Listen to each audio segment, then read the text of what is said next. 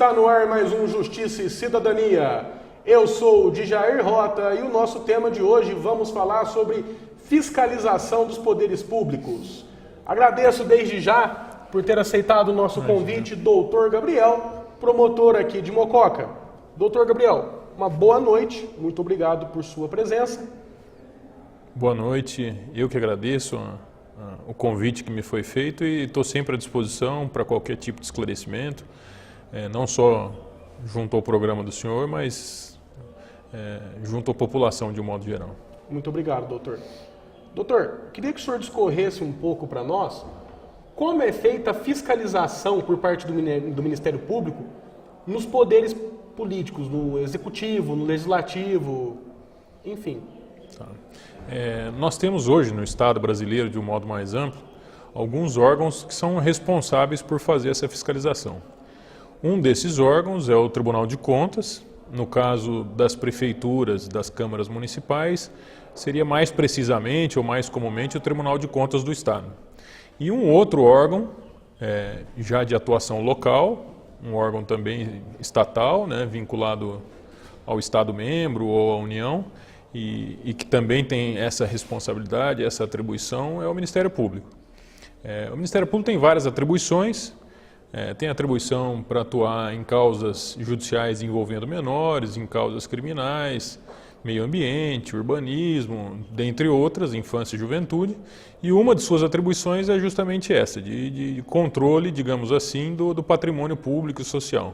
É nosso dever, como promotor de justiça, no caso aqui em Mococa a atribuição é minha, verificar se o dinheiro público está sendo bem empregado, se não está ocorrendo nenhum tipo de malversação dos recursos públicos e se os atos praticados estão dentro dos parâmetros de legalidade.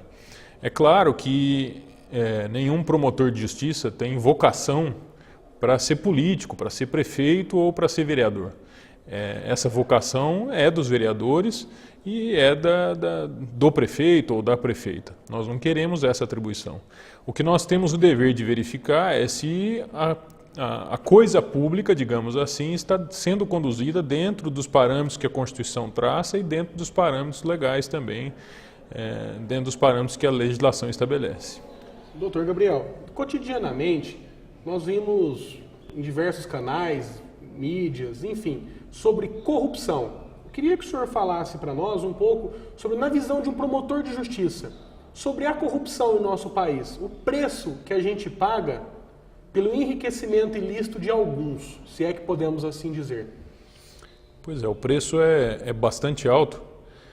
Segundo algumas estimativas recentes, o Brasil poderia investir 3 vezes mais em educação e em saúde, por exemplo, se não houvesse tanto dinheiro desperdiçado em corrupção no nosso país. O que me parece preocupante, e eu não vejo no Brasil acontecer muito ainda, é que a corrupção é algo endêmico, na minha avaliação, está em todos os cantos, aqui em Mococa, no estado de São Paulo, de um modo geral, está bastante disseminado. E a discussão hoje gira muito em torno da Lava Jato, né, da Operação Lava Jato, como se essa operação fosse resolver todos os nossos problemas. Isso me preocupa bastante porque eu acredito que isso não vai resolver todos os nossos problemas. Vai resolver em parte, de alguns poderosos, de alguns grandes empresários, mas não vai mudar o país como o país precisa ser mudado. Nós precisamos criar no Brasil uma cultura de legalidade, de honestidade, de correção de comportamento e isso ainda não existe. O que existe é uma cultura, até o próprio termo esperteza, se nós formos olhar, nos Estados Unidos isso tem um sentido muito diferente do que tem aqui. Esperto nos Estados Unidos, eles usam muito essa expressão, é alguém que é perspicaz, que é inteligente, que é rápido de raciocínio, e não alguém que burla a legislação. E aqui no Brasil, o próprio termo esperteza tem um sentido diferente. O jeitinho brasileiro que o pessoal fala. Exatamente, é o jeitinho brasileiro. E o que me preocupa é o seguinte, hoje a impressão que se dá é que a Lava Jato vai resolver nossos problemas, e eu acho que não vai. Eu espero que a Lava Jato desperte em todos nós a consciência de que se não houver uma mudança de comportamento por parte de todo brasileiro, nós não vamos mudar esse país. Nós vamos tirar das nossas frentes algumas pessoas, mas outras com certeza virão. para substituí-las e continuar incorrendo nos mesmos erros.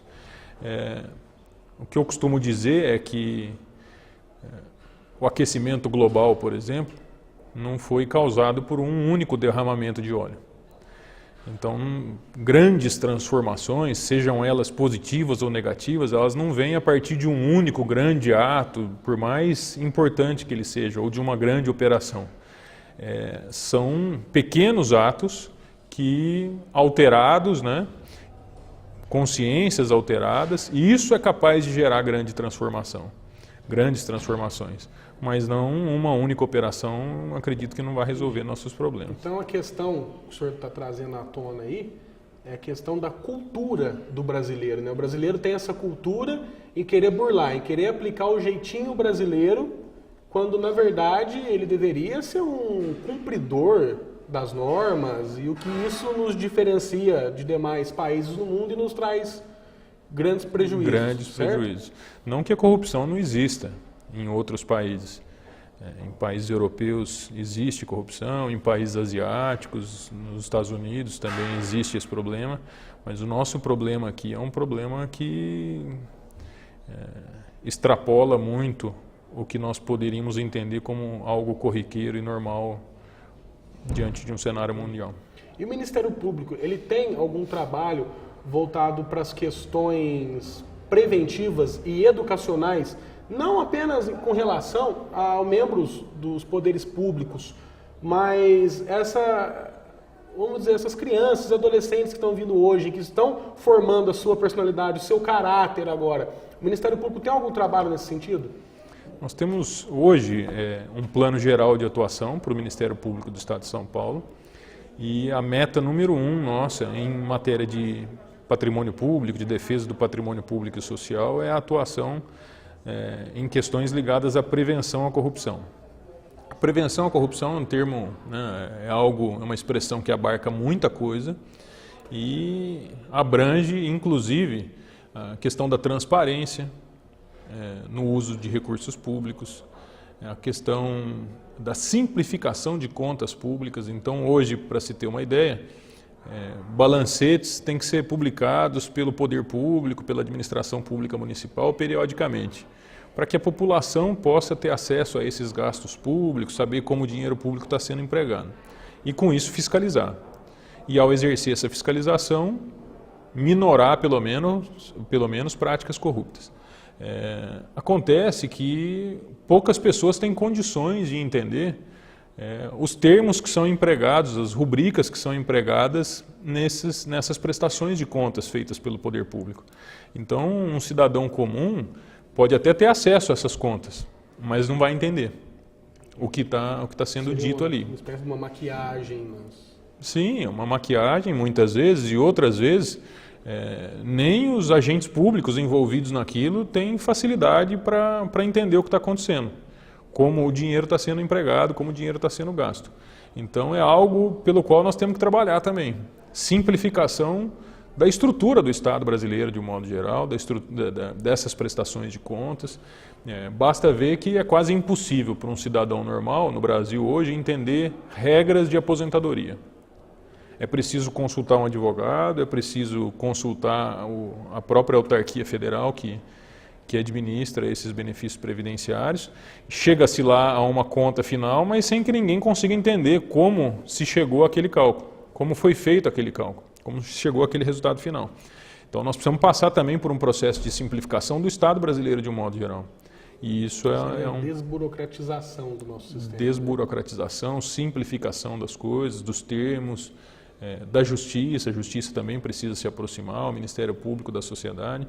O que existe hoje é um encaminhamento de um projeto de lei que está na Câmara dos Deputados e que prevê que parte do recurso que o poder público usa em publicidade seja utilizada em publicidade voltada para a educação da população no sentido de combater e de evitar práticas corruptivas. Isso existe.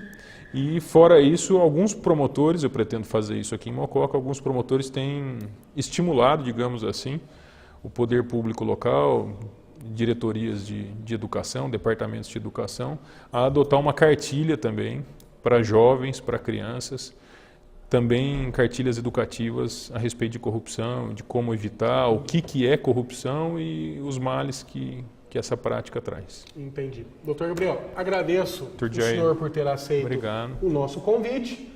Vemos aí, portanto, o quanto custa a corrupção para o Brasil. Como o doutor disse, sem a corrupção, teríamos um Brasil melhor. Eu sou o Jair Rota, agradeço a sua audiência e sugestões de pauta neste e-mail que está aparecendo embaixo do seu televisor.